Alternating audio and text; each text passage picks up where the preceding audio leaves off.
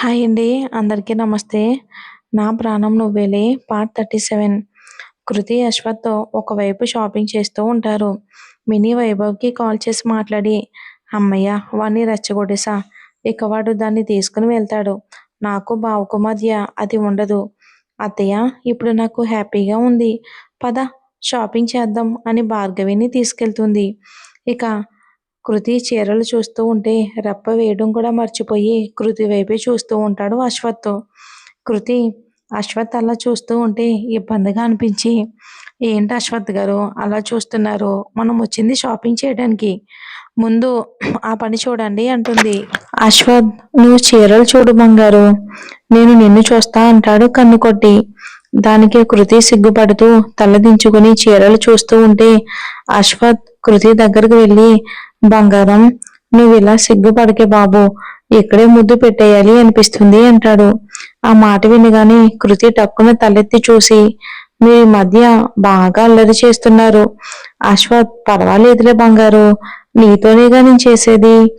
దానికి కృతి మనసులోనే, నువ్వు ఇలాగే మాట్లాడి నన్ను మాయ చేసేశారు మీరు అనుకుని. అశ్వత్ గారు, ముందు మీ అల్లరి ఆపి చీర సెలెక్ట్ చేయండి, నాకేమీ నచ్చడం లేదు.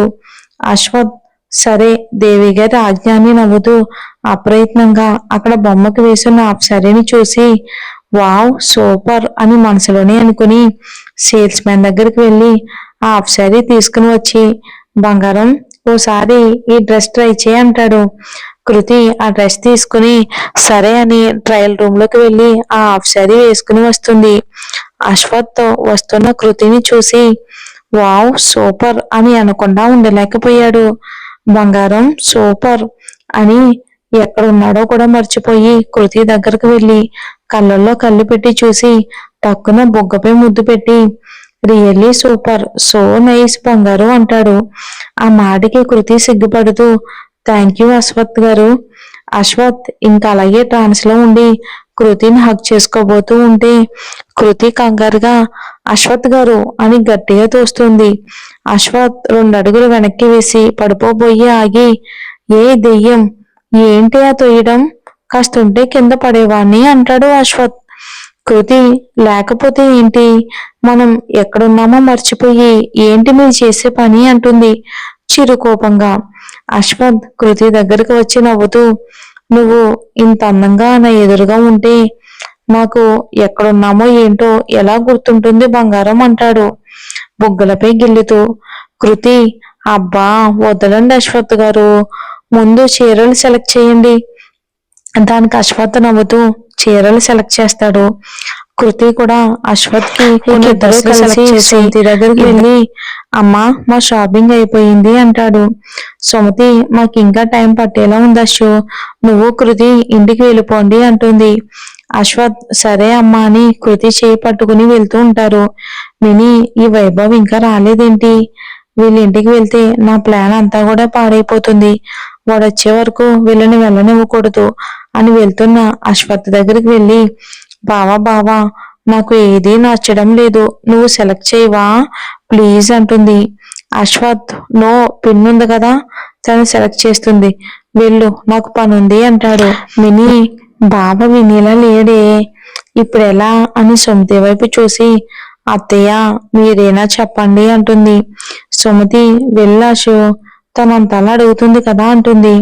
అశ్వత్ ఇక సుమతి చెప్పడంతో కాదనలేక సరే అని కృతి చేయి పట్టుకుని వెళ్తూ ఉంటే, బావా కృతి ఎందుకు, తను ఇక్కడే కూర్చుని ఉంటుందిలే, మన ఇద్దరం వెళ్దాం పదా అంటుంది మిని.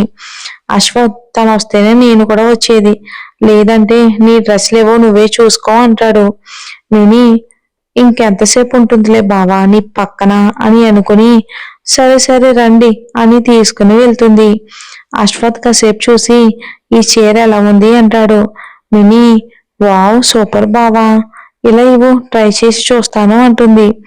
అశ్వత్, ఇది సెలెక్ట్ చేసింది నీకోసం కాదు కృతి, ఈ కలర్ నీకు చాలా బాగుంటుంది, వెళ్ళు వెళ్ళి ట్రై చేయి అంటాడు. కృతి, అశ్వత్ గారు ఇప్పటికే నాకు చాలా తీసుకున్నాం, ఇక ఇది మినీకి ఇచ్చేయండి అంటుంది. మిని, అవును బావా, ఈ కలర్ కృతి కంటే నాకే బాగుంటుంది అంటుంది. అశ్వత్, కృతి వెళ్ళు అని అంటాడు కాస్త కోపంగా.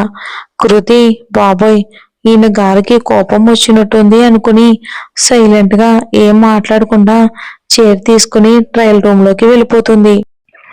ఇక మినీ కోపంగా వెళ్తున్న కృతి వైపే చూస్తూ, ఒసే కృతి, నాకు రావాల్సినవన్నీ నా ప్లేస్ లో ఉండి నువ్వు లాగేసుకుంటున్నావు కదే, చెప్తానే నీ పని చెప్తాను అని అనుకుంటూ, ఈ వైభవ్ ఇంకా రాలేదేంటి అని పక్కకు వచ్చి ఫోన్ చేస్తుంది. ఇంకా ఎంతసేపు వైభవ్, వచ్చేసా, నా డార్లింగ్ ఎక్కడుంది? ఆ ఆ కృతి ట్రయల్ రూమ్ లో ఉంది, దాన్ని అటు నుంచి అటే తీసుకుని వెళ్ళిపో అంటుంది. వైభవ్ ఓకే ఓకే అని ట్రయల్ రూమ్ దగ్గరికి వెళ్ళి కొంచెం దూరంగా వెయిట్ చేస్తూ ఉంటాడు తన కోసం. కాసేపటికి కృతి ట్రయల్ రూమ్ నుంచి వస్తూ ఉంటే వైభవ్ కృతిని చూసి అలాగే చూస్తూ ఉండిపోయాడు. కృతి అశ్వత్ దగ్గరికి వెళ్ళి ఎలా ఉంది అని కళ్ళతోనే అడుగుతుంది అశ్వత్ని. అశ్వత్ కృతి దగ్గరకు వచ్చి నవ్వుతూ, ఇది షాపింగ్ మాల్ అయిపోయింది బంగారు, లేదంటేనా సరిగ్గా చేసి చూపించేవాడిని, ఎంత అందంగా ఉన్నావో ఈ చీరలో అంటాడు. కృతి, ఏమంటున్నారు అశ్వత్ గారు, నాకు అర్థం కాలేదు అంటుంది. అశ్వత్ కృతి చెవిలో ఏదో చెప్పగానే, చిచ్చి మీకు అస్సలు సిగ్గులేదు అని డ్రెస్ చేంజ్ చేసుకోవటానికి ట్రయల్ రూమ్ లోకి వెళ్తుంది. ఇక మినీ అశ్వత్ మాటలకు కోపంగా పిడికిలు బిగించి, ఈ వెధవ ఎక్కడ చచ్చాడో ఏంటో అని మళ్ళీ మెసేజ్ చేస్తుంది. ఇంకా కృతిని తీసుకెళ్లలేదు, ఇంకెంతసేపు అని మెసేజ్ చేస్తుంది.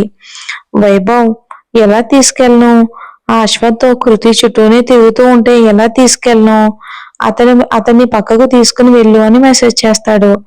మినీ ఓకే అని మెసేజ్ చేసి అశ్వత్ దగ్గరికి వచ్చి, బావా, కృతి వచ్చే వరకు వెయిట్ చేయడం ఎందుకు, ఈలోపు పక్కనే ఉన్న కేఫ్ లో కాఫీ తాగుదాం పదా అంటుంది. అశ్వత్, నో మినీ, కృతి వచ్చేలోపు వచ్చేద్దాం అంటుంది. అశ్వత్, అదిగో కృతి వచ్చేస్తుంది, ముగ్గురం కలిసి వెళ్దాం అంటాడు.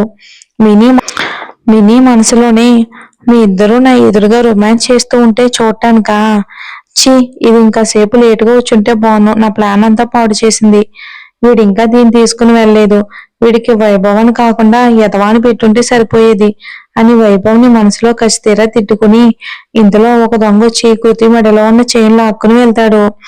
ఇక అశ్వత్ దొంగ వెనకే పరిగెడతాడు. కృతి కూడా అశ్వత్ వెనకాలే వెళ్తుంది. మినీ కూడా కృతి వెనకాలే పరిగెట్టుకుంటూ వెళ్తూ ఉంటుంది. తన ఫోన్ కి ఒక మెసేజ్ వస్తుంది. దాంతో మినీ నవ్వుకుంటూ, కృతి, మనం థర్డ్ ఫ్లోర్ నుంచి కిందకి వెళ్ళేసరికి లేట్ అవుతుంది అంటుంది మినీ. మరి వీళ్ళు ఏం ప్లాన్ చేశారో ఏంటో వచ్చే ఎపిసోడ్లో చూద్దాం. స్టోరీ నచ్చితే లైక్ చేసి మన ఛానల్ని సపోర్ట్ చేయండి. Thanks for watching.